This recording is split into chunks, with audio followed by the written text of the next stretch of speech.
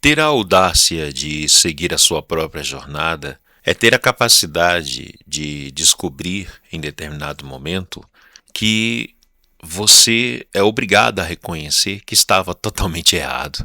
Isso não significa necessariamente aceitar ser colocado o tempo inteiro na posição de vítima, mas é você aceitar de verdade, calçar a sandália da humildade e não levantar somente a bandeira da modéstia. A pergunta muitas vezes não é se você tem coragem de fazer isso ou aquilo outro. O questionamento é quando você vai começar. Já existiram situações em que me perguntaram coisas que levam à seguinte colocação: mas você tem permissão para fazer isso? Você tem autorização para fazer isso ou aquilo outro? Mas quem mandou você fazer isso ou aquilo outro? E aí, a melhor resposta que eu encontrei para esse tipo de questionamento ou colocação é o seguinte: a vida, ela não pede autorização para ser a vida. Porque quando ela é denominada vida, ela já recebeu a autorização de ser. O processo, a decorrência, a experiência de ser é que vai então caracterizá-la de mil formas ou maneiras a serem descritas por terceiros. Mas ela em si tem plena consciência do que é ser a própria vida. Então, para esse tipo de questionamento, a minha resposta é assim: não necessariamente tenho que ter a autorização ou tenho que perguntar a quem vai me dar a autorização, porque simplesmente a experiência te convoca para que você esteja no processo da experiência. E eu faço essa colocação não com a impetulância de me colocar como alguém insubordinado. Pelo contrário, é com a audácia de não aceitar a submissão cega das coisas, que eu tenho a liberdade de conhecer a realidade a partir da minha verdade. E também considerando a verdade que emana do outro.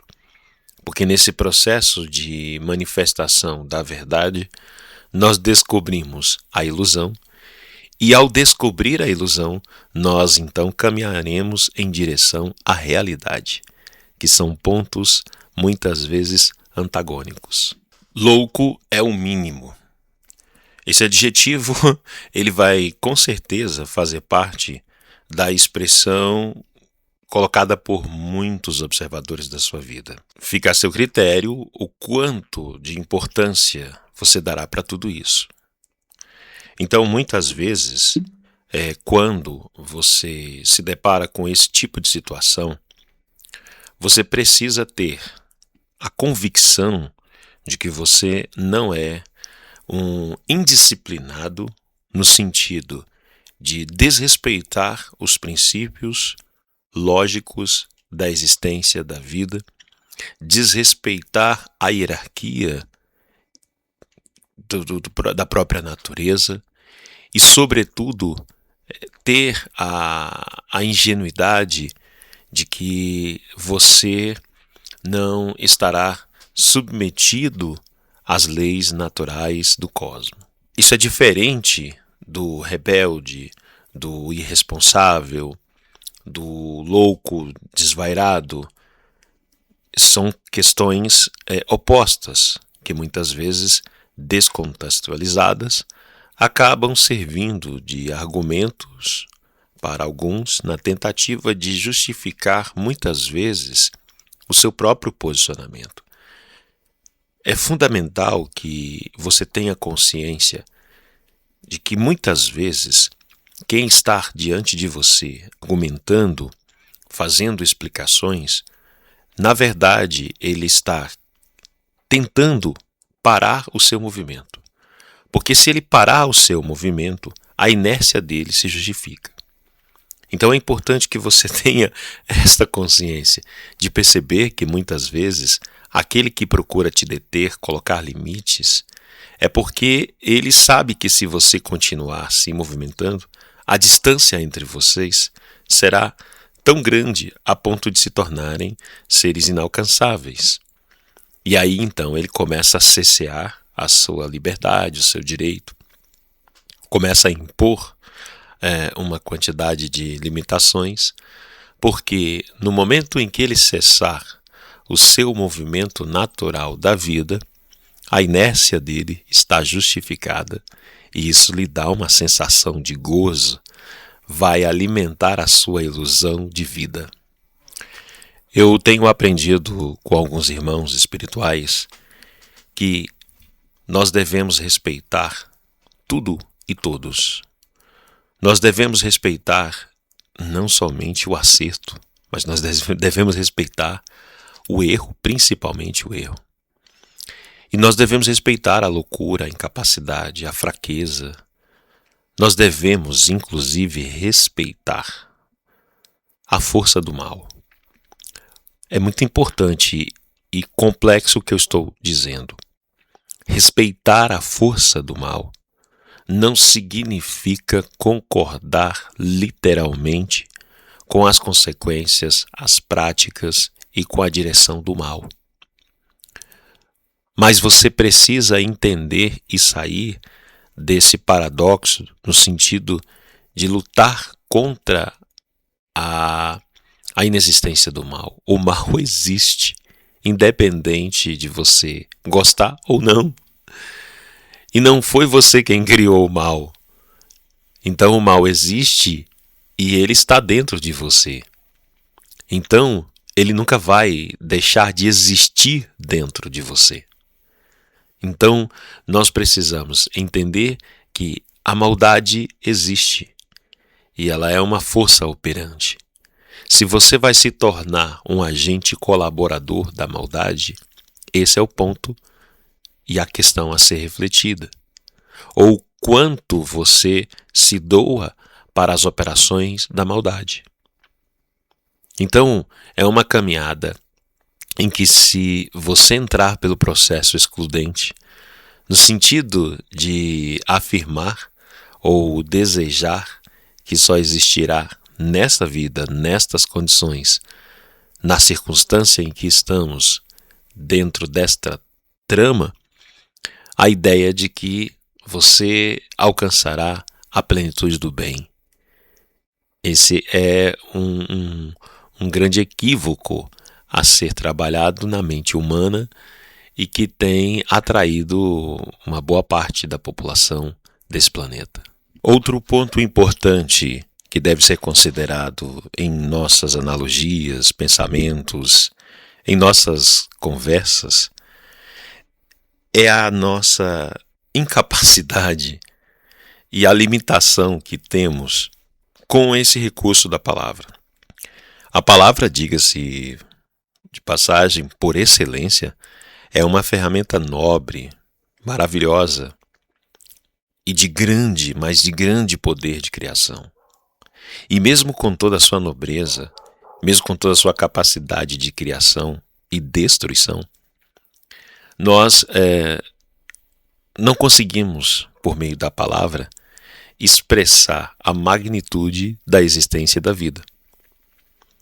Então nós temos uma ferramenta que não consegue esculpir, que não consegue representar a veracidade em sua totalidade. Por mais que nós coloquemos da forma mais diversa que possa existir e ser criada, a palavra em suas composições de linguagens e mecanismos e códigos, nós não conseguiremos traduzir o verdadeiro sentido da vida. E isso nos coloca numa grande encurralada, cilada e labirintos, porque quando a gente chega a esse limite que existe e que a gente tenta explicar, é aí que aumenta o abismo e aumenta o labirinto. Então nós precisamos entender que nós não temos esta capacidade, nós não temos este poder, não cabe a nós a explicação em profundidade da verdade, da mentira, do bem e do mal. Eu gosto muito de fazer uma provocação no sentido de questionar. Vamos imaginar que o indivíduo praticante do bem e que só quer praticar o bem e que acredita que pratica somente o bem, se depara com uma afronta promovida pela maldade. A pergunta é: como que a maldade, como que a verdade ou como que a bondade combate a maldade? Mas a bondade, ela combate a maldade destruindo a maldade. Mas a destruição, ela não está ligada à maldade? Não, mas existem coisas que precisam ser destruídas porque elas não são boas. Olha a gente no labirinto das palavras. Se construção é algo bom, destruição é algo ruim. Em contrapartida, nós nos deparamos em situações em que a destruição ela é fundamental para uma nova construção. E caminharemos então, levando nesta linha de raciocínio a ideia da vida e da morte. E se você concordar plenamente que a destruição em sua totalidade é sempre algo ruim, nós desconsideramos os fatos em que muitas vezes precisamos destruir coisas que não são boas. Ou destruir coisas boas para que outras melhores possam surgir.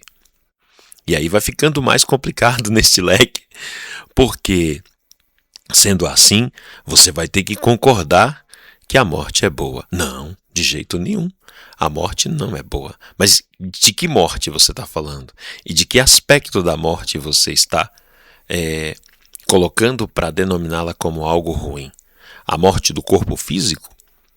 Porque a vida, em muitas das suas características, só existe a partir do processo da morte. Então, vamos pegar, por exemplo, uma fruta. Uma manga, por exemplo. Se ela não morrer, ou seja, se ela não deixar de ser a fruta, para que então a sua semente, o seu caroço fique em evidência, ela não vai então ter a possibilidade de gerar um novo pé de manga. Esse é um dos exemplos em que a destruição, o desfazer, o deixar de ser belo para dar lugar à podridão, porque a fruta vai apodrecer, é um dos exemplos em que nós precisamos entender que as nossas palavras, elas são pequenas demais para que a gente consiga expressar toda a grandiosidade da vida e todos os mistérios. Daí o motivo pelo qual eu retomo a colocação sobre respeitar, inclusive, o trabalho da maldade. Respeitar o trabalho da maldade significa reconhecer a existência da maldade e do mal, algo que não sou eu quem vou determinar a inexistência dele, mas eu tenho a autonomia e a liberdade de me direcionar para determinados pontos. E muitas vezes, nesta caminhada de tentar me direcionar para o caminho da bondade, eu cometo grandes maldades. Aliás, muitas e grandiosas maldades que foram feitas e são produzidas no mundo, muitas delas, ou quase todas, recebem o título de bondade.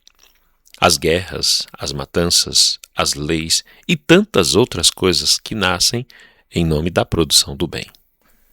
Esta fala se organiza deste modo porque no início eu disse que aquilo que eu vejo e falo pode não ser nada além da minha verdade.